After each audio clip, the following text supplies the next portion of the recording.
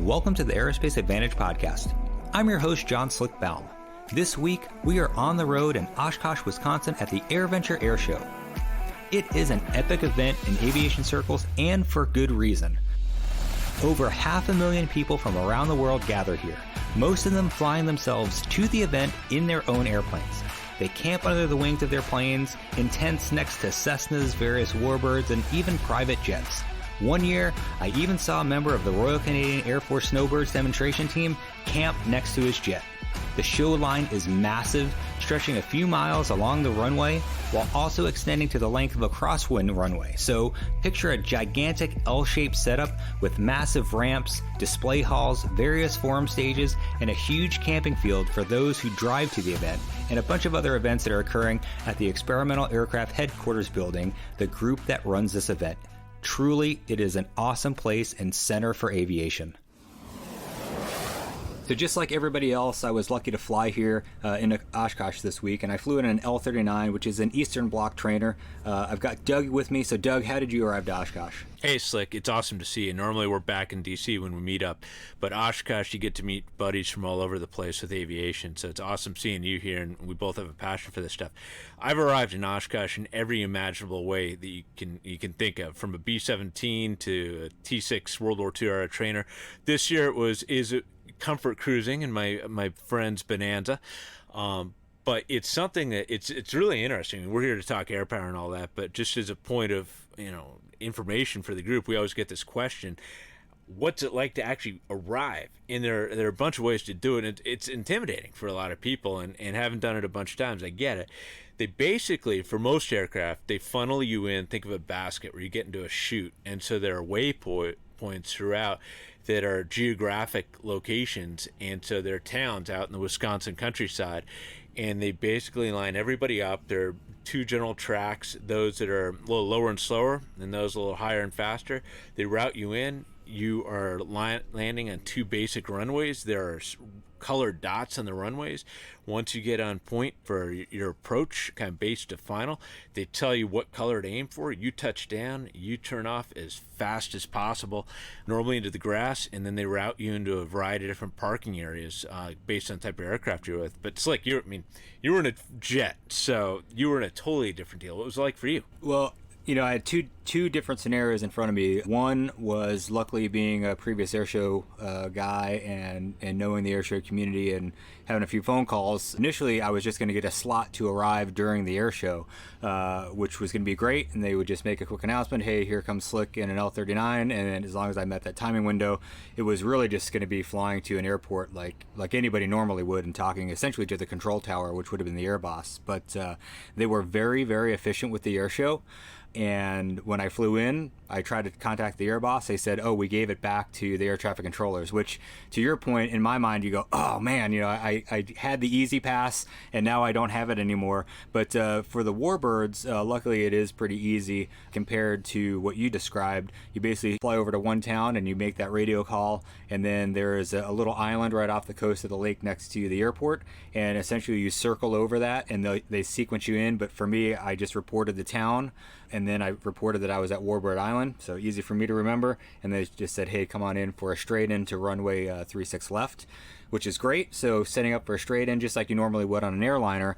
But then there was an airplane that wasn't responding to the air traffic controller's directions, and they said, which was really kind of neat for me, because they go, hey, we need you to do like a low pass, fly underneath this airplane, it's going to be out of your way, and then if you can do like an aggressive pull up and then turn to downwind like a normal racetrack pattern that the military would fly, that'll work out great for us. So I'm like, okay, you want me to do kind of air show stuff? That sounds great to me. I'll do it. So that's how I came in and did an pitch up to an overhead and landed. Hey man, well, I happened to be standing at the end of the runway, as you know, and sent you some pictures of that. It was really cool. And again, it's Oshkosh. There are thousands and thousands of people here, but there's that split second where you're the center of the show. You're the one touching down, and it is really, really cool. Well, thanks for getting that, and I'm glad I didn't balk the landing since there was a lot of people looking. So. We were ready to judge it, but you held your own, I'll say. Well, thanks. I appreciate it. Well, let's get to the point of today. I know that we are at Oshkosh, and of course it is the gathering of aviation around the world, but the point of today's episode is to really think about how the public relates to Airpower at all these sorts of events. I mean, the Air Force is about to celebrate its 75th anniversary, and it's really appropriate to think about this in a broader issue. I mean, we're normally buried in the the hyper details, but let's face it, it's not normal. So what the public thinks about is really what matters the most. So they have the vote. Nah, and it's really interesting, and this is kind of the crux of why we're doing this episode today, past just summer fun content. It's this notion of how do Americans relate to Airpower. And I would say when I was growing up, and Slick, I think it's the same for you, we really had thousands and thousands of interpreters. And by that, I mean World War II vets, Korean vets, Cold War folks that had served, were airmen, and they would interpret for their family. They would hold their hands, they would explain, hey, this is that, bomber, fighter, these are roles and missions, blah, blah, blah. And there's just more general awareness because you think about the number of bases that existed, production centers, all that's really gone away in stark terms. And with all the contraction that's occurred, most Americans have very, very little interface with Airpower. And the movie Top Gun might actually, no kidding, we joke about this, but that might be the most contact they have with it ever in their lives. And so when they come to an event like Oshkosh, seeing something like an F-16 or an F-35 or a KC-135 or C-5, that might be the most direct contact they've ever had. And those crews, those young lieutenants and captains and majors manning those aircraft, engaging with the public, that is the U.S. Air Force to them. Or, in the case of the Navy or the Marine Corps or whatever, same deal. And so when we talk about why national security matters and all these challenges of an aging Air Force fleet and national security risks and all that, we can really geek out on this stuff. We can go talk to certain experts on the Hill, and there are a handful of them that really get it. But the vast majority of people, this is really remote, and these public events matter a ton. And so if you look at what's sitting here at Oshkosh this week, it's a really good array because it's the 75th anniversary of the service. But you've got C-17, C-5, F-16, F-35, the Osprey. You've got a ton of different things out there. You've got flying demos. But it's I would just say, the best PR opportunity in many ways for the Air Force writ large. Yeah, I mean, I couldn't agree more. And, again, we've mentioned and we've, talked about it a lot recently about, me having an incredible opportunity of flying with the Air Force Thunderbird. So that meant I got to go to a lot of air shows, interact with the crowd. We often joke about how silly some of the questions are, and you cannot blame the American public. And I'll give you my personal, feeling. I grew up on Long Island. And although there's, Long Island Airpower history from, in the F-14, Tomcat, and all of those things with Grumman Aviation, that was, a really big deal where I grew up. But there were no Air Force bases. It's not like, you heard the sound of freedom or, an annoyance if you don't like the sound of airplanes flying over your house all the time.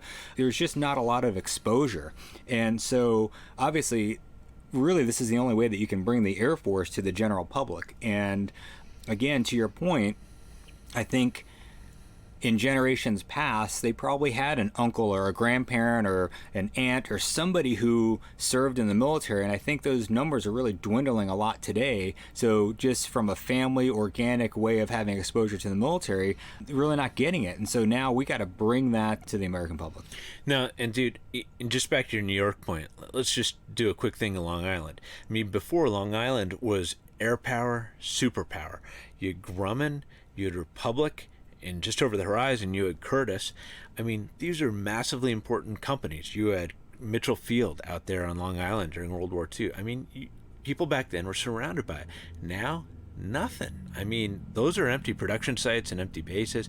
So I can't agree with you enough. And there's also something I've observed. I'm not a pilot. I'm just highly, highly involved with aviation and have for most of my life, and I'm really lucky with that. But I've noticed over the past 25 years, I've been doing this kind of on a very frequent basis. There has been a tremendous, I'll just be blunt, deterioration of the quality of questions I am asked when I bring an aircraft that's, a warbird, on display to the public. Before they would kind of know the type, they would know a basic role and mission, and they'd ask you semi-informed questions about it that were somewhat dialed in. I was just at an air show the weekend before we came to Oshkosh. I was with some warbirds, and I mean, you're lucky they know what half century that this thing might have flown in, and I don't say that insultingly. This is on us. And Slick, I'm telling you, I'm seeing this last weekend, like the show I described. I'm seeing it here at Oshkosh. There are actually overwhelming crowd numbers. And yet, I increasingly get the feeling, and this is a problem statement for the episode in many ways, they really do not understand what they're looking at. How we are engaging them has not changed from what we were doing 10, 15, 20, 30 years ago, really. You're just kind of putting stuff out there, and some young, company-grade officers and some PA narration when this stuff flies. We need to do a better job. And this really matters. If American public does not understand what air power brings, and if they don't understand the precarious nation of American air power, we got issues that you see today that we talk about all the time. Well, let's just go back to why air shows started from a military perspective. Of course, it was entertainment and a lot of other things like that, and showing innovation within the aviation community. But the Air Force Thunderbirds really started going on tour because they needed to educate folks on what this new sound was. I mean, airplanes were only propeller planes, up into the 50s. So now all of a sudden they were going with a point of going to small towns. Yep. and allowing folks to hear the jet noise and not be afraid of it and say, okay, hey, that's part of American air power. And really, the aircraft itself was central to that mission. And now, as we're seeing, look at the F-35, for example. I mean, it is a flying integrated sensor suite. I mean, how do you really explain that? And I think, again, to the problem statement of the episode, we really need to think about, or maybe rethink, how we tell, and by the we, I'm talking about the Air Force, United States Air Force, tells the story of the equipment and the personnel and what the Air Force is capable of doing. Now, and it's really hard because, here's an example today. I saw a KC-135 demo, and the official narrator for it, commended the maintainers for sustaining something that is, closing in on 60 years of age. It's going to pass that really fast. And they're saying, this is a miracle. Look what these young kids are doing. Yes, it is. But this is shameful that we are asking these young men and women to fly into combat in these ancient assets. And so we've got to kind of nip this romanticism and sentimentality that is oftentimes displayed to the public and say, no, this is not okay.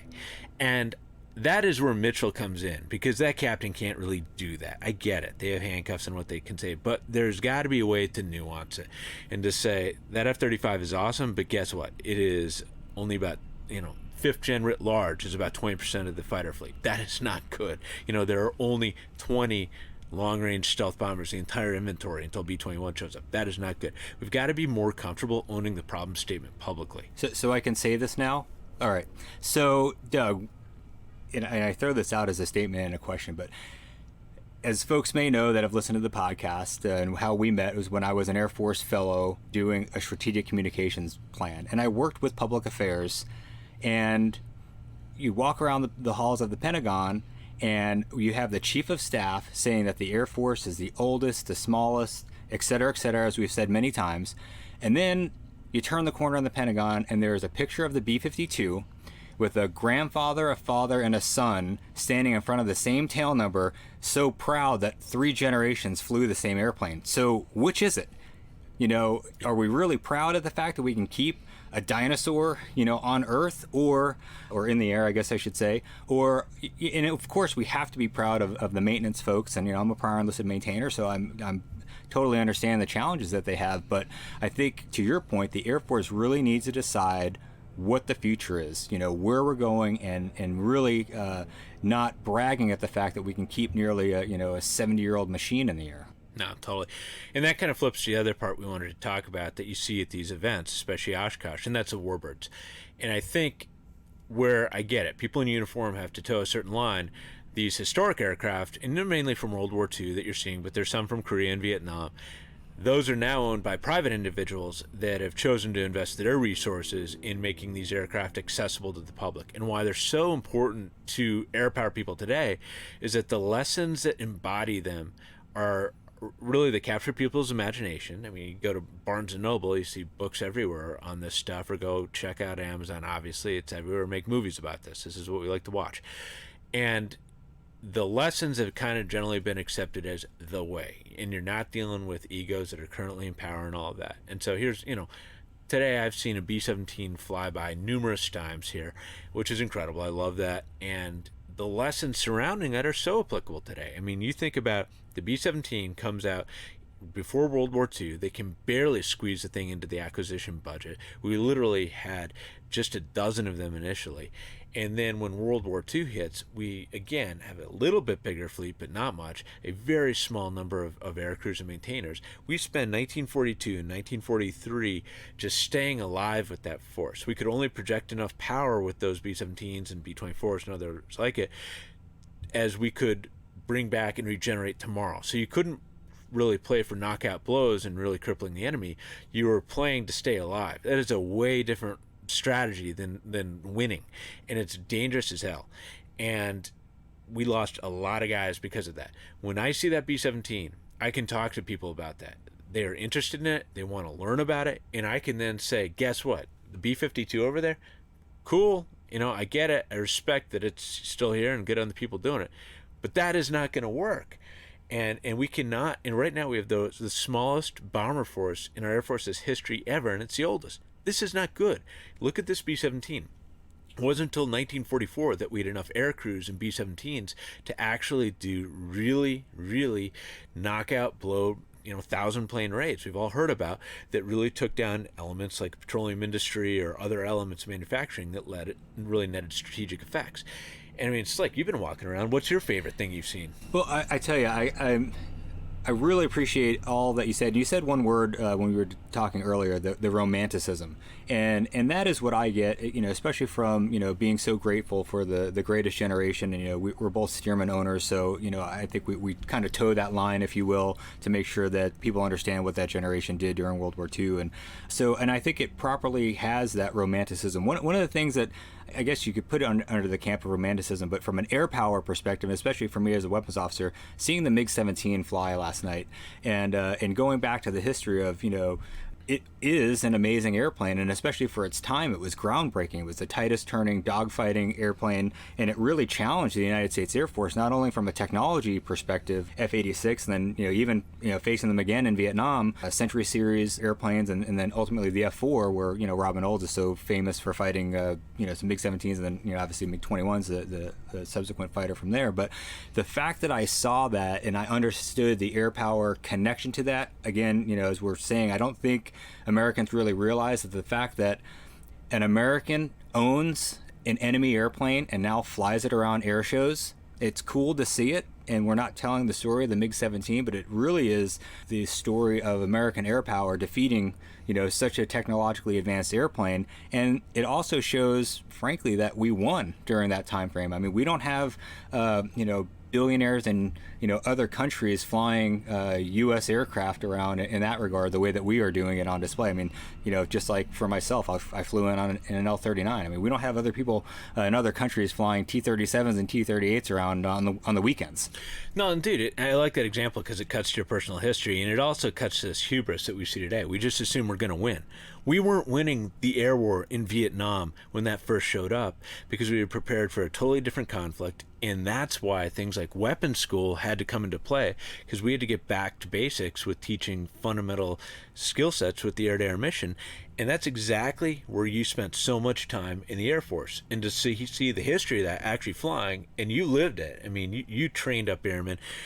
It cuts to this notion that today we can't be cocky. We're watching Russia struggle. They got cocky. The question is, facing China, are we going to be like Russia? And I'm very worried about that. And so that's why I think these lessons are crucial, but we got to add the context. So flying wise, you talked about seeing the MiG-17. What was your favorite?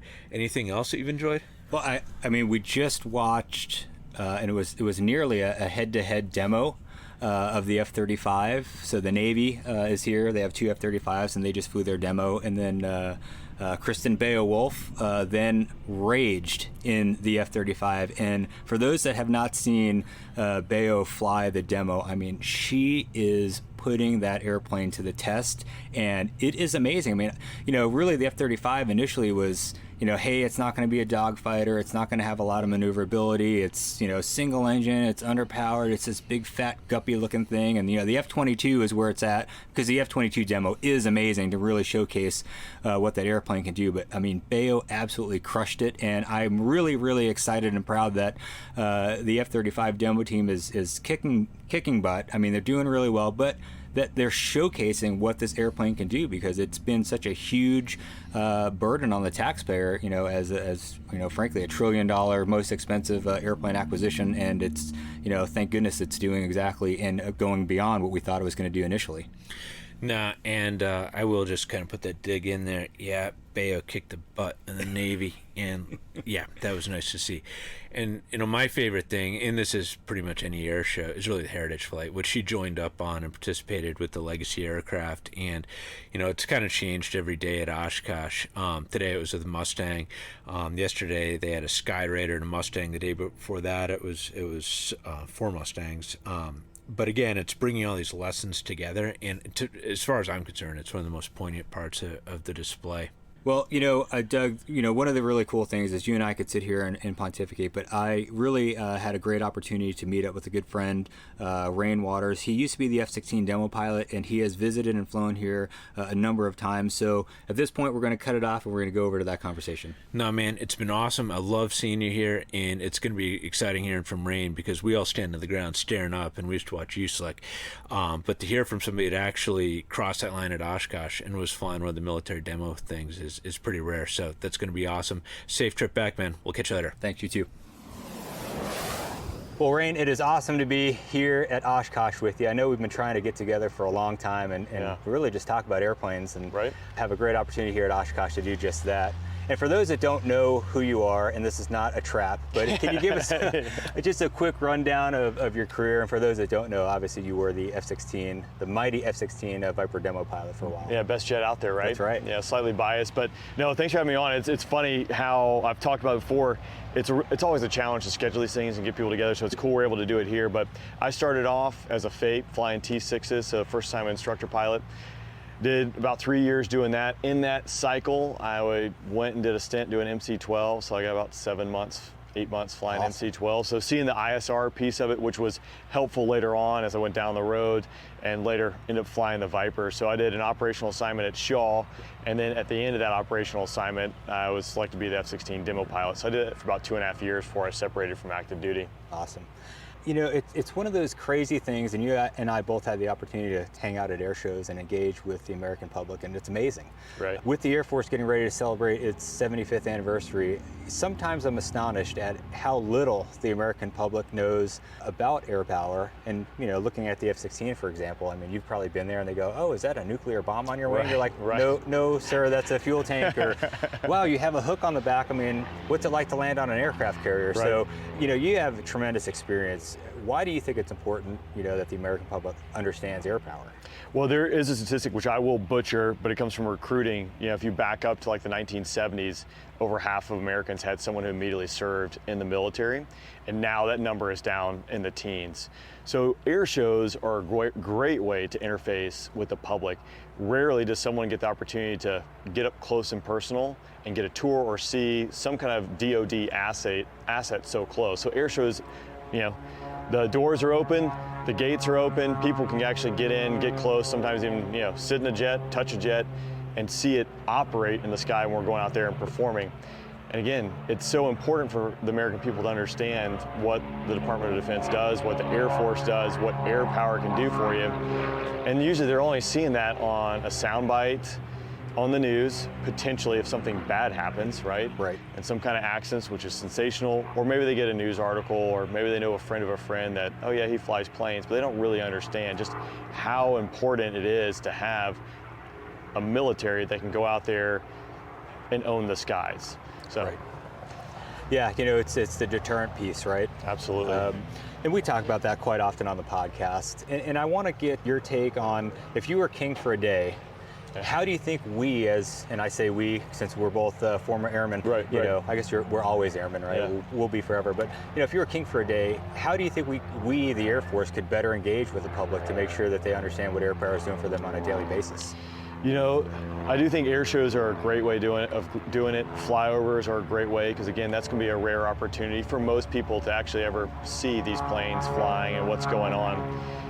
Yeah, movies, ironically, like Top Gun, right? How popular that is, that does give people a glimpse into something that's normally not seen or known. And now, while it is a movie, I think they did a pretty good job. I agree. It exposes a generation to something that's really cool and out there. One of the aspects doing in the reserves is, as a demo pilot, I saw a big fault with our recruiting and the link between the demo teams. Because we sent a demo team out there, we're spending a lot of money, we're spending resources, time, effort to get a plane and a team out to a specific spot to engage with the public. Having a recruiter and demo teams speak where they actually can link up and utilize a demo team as a tool, because that's what it is, to go out there and really maximize its impact for a weekend. But these shows are really important. I did several shows in other countries, and as we go out there and we're worried about the next fight, like we can't do it all ourselves. Having that coalition and that joint fight is huge. So doing shows in other countries and partner nations, I'm sure you saw it. I saw it firsthand, and the one anecdotal story I have is I was in Rio Negro, Colombia. It's at an international airport, and they have to sequence in commercial airliners. So there's only like a 30 to 45 minute window that the air show can occur. They stop it, and for the next 2 hours, airliners operate in and out of there. I was holding short, ready to go, and I was having to wait on a performer ahead of me that blew through their time. The entire Colombian Defense Department, upper echelon, including their Secretary of Defense, their Chief of Staff of their Air Force, were all in attendance that day. The 12th Air Force Commander, General Kelly, who's now the Air Combat Commander was there as well.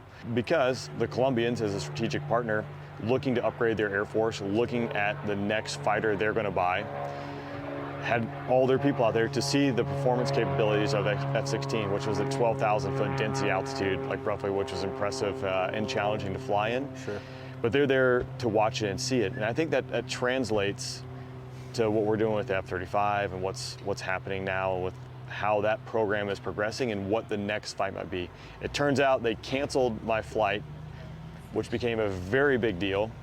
A lot of people were jumping through hoops. I ended up flying just because it was so important to demonstrate the capabilities of the F-16 that day to the Colombian upper echelon. They didn't care about the crowd. They didn't care about people. I mean, I'm sure they did, but It was a very rare opportunity to go out there and showcase to a coalition partner or a partner nation who we need that strategic partnership with to work with for various reasons in that geographic region. And again, I think it's copy and paste, and it translates across the spectrum. Absolutely.